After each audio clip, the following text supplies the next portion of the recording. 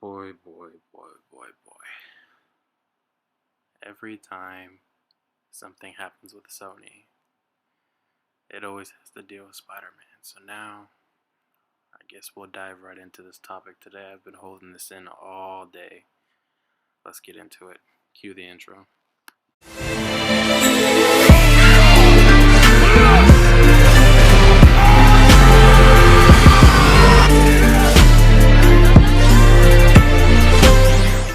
Consolidated. Alright, everybody. So, I recently actually heard the news that Sony took back Spider-Man. Now, what does this mean for Marvel going forward? Pretty much what you think.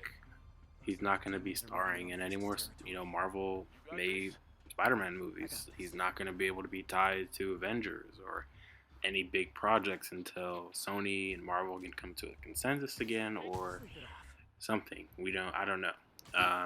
When I also saw that, Sony, I guess, is going to be working closely with Insomniac or whatever that was. I just saw things start going downhill. So, unfortunately, this is where we're at. I believe Tom Holland still has, his role intact, and I mean, I don't know why he wouldn't.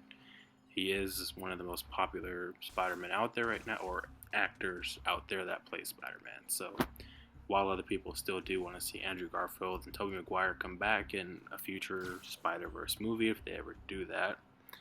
But from what I've been hearing so far, they're mainly trying to focus on building their own Sonyverse, I should say.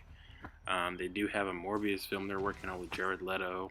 I don't know how that will turn out, but now that they have their Spider-Man back, I mean, they could change the whole direction the movie might have went in beforehand. Venom, obviously, there's a lot of things they could do. I mean, they have all the characters they need. It's just execution.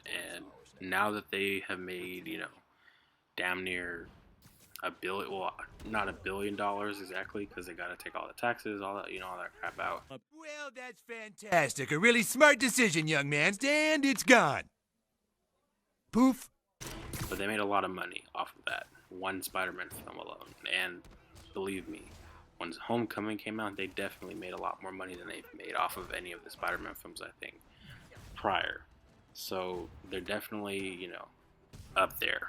But I don't think a lot of people like the fact that Sony did this move, simply because Sony has a track record with Spider-Man movies. And if I know and everybody else knows, Spider-Man 3s or sequels to the Spider-Man films are not always that great from Sony. Spider-Man 2 with Tobey Maguire was pretty good. Spider-Man 3, however, that's debatable between the person. Spider-Man 2 for Andrew Garfield, I'm gonna say nada. I didn't like it. It was cool, but their story execution kind of just didn't really make sense. And here's where we're at a standstill, because Far From Home was a really good movie. It was successful. It did phenomenal. The story was great. It tied in to a way that I wasn't even expecting it to tie into the Marvel Universe, which is interesting and different. But here we are again.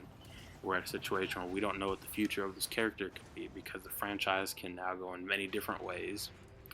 And I've heard that even, now that Sony has Spider-Man, Marvel can't even reference Spider-Man in their movies without probably having to pay them lots of money to do so, like a copyright, obviously, like trademark thing.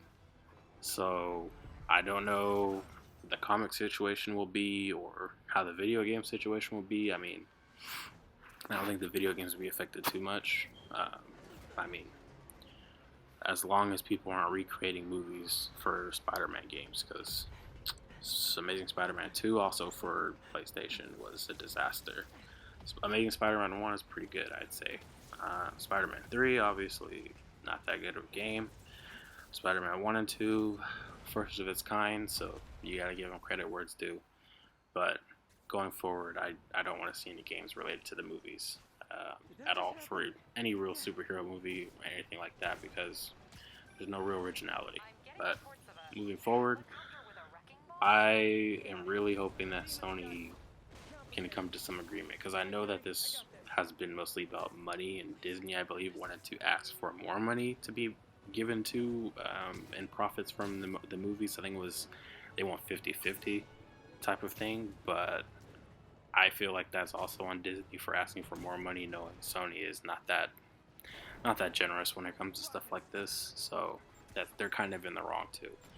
But it's been a long ride with this. Like it was a moment that I think people cried for when they found out, you know, Spider-Man was going to be in the MCU featuring in Civil War, and technically, I would think that they still have to honor that agreement that they had prior to with him having I don't know how many total films he's supposed to be able to appear in, but I do know he has 2 movies left that Tom Holland is supposed to do.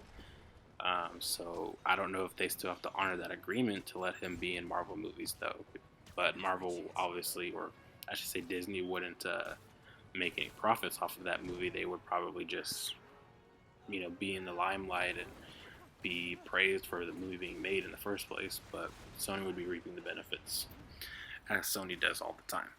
And I believe the person that was working closely with Kevin Feige actually got demoted. She's no longer like the head or whatever.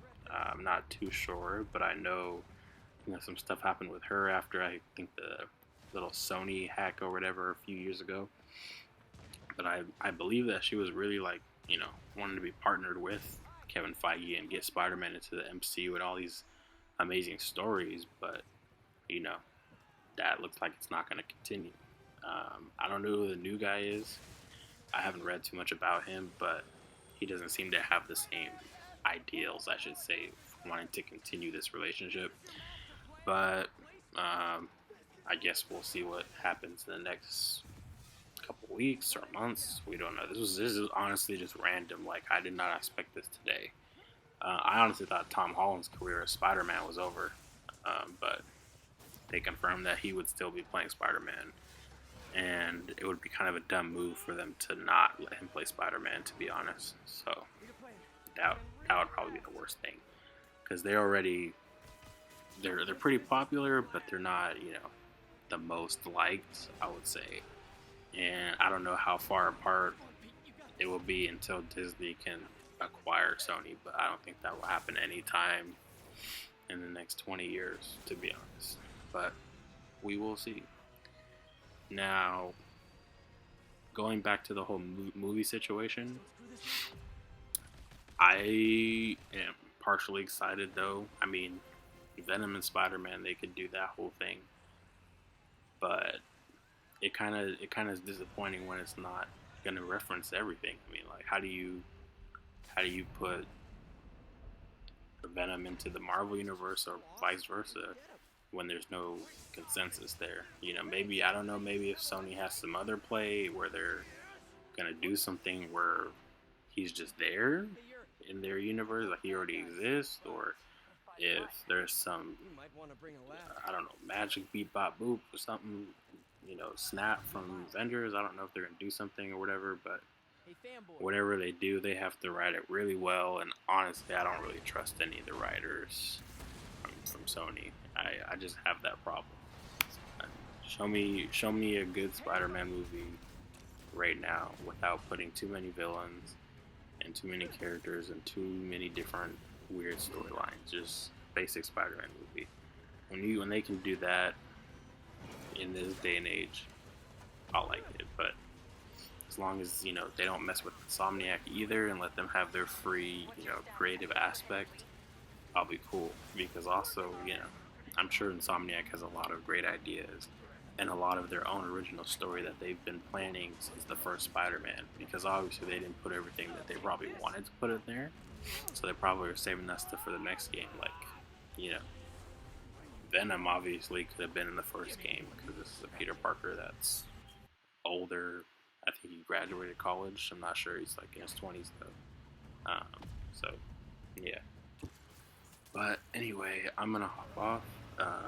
Let me know down in the comments what you think about this whole situation. What do you think is going to happen with Sony? Do you think they're going to ever partner back with Disney or make some consensus in order to allow Tom Holland to still play Spider-Man in the Marvel cinematic universe be referenced in any kind of way or anything in that matter, or if you are excited at all for any of the upcoming Sony films that potentially will feature Tom Holland as Spider-Man now. That's all from me. I'll catch you guys in the next video.